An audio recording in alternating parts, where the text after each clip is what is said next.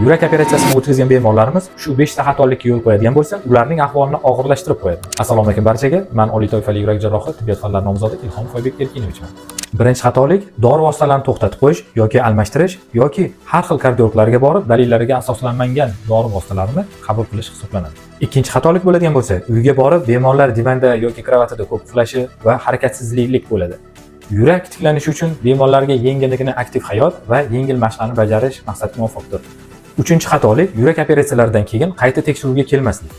Yurak operatsiyalaridan keyin bemorlar 1 oy, 3 oy, 6 oy va yiliga bir marta keyinchalik kelish kerak bo'ladi.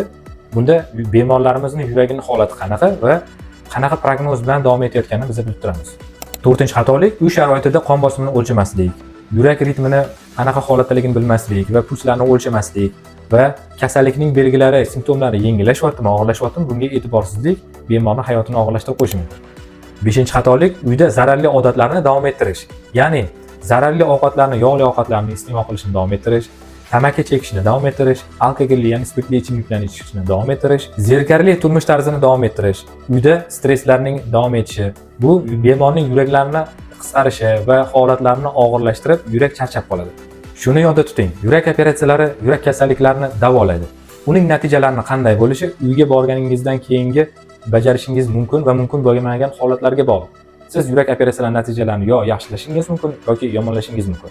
Aziz yurtdoshlar, bu ma'lumotlar sizga foyda keltirayotgan bo'lsa, mening sahifalarimga obuna bo'ling va yaqinlaringiz bilan ulashing.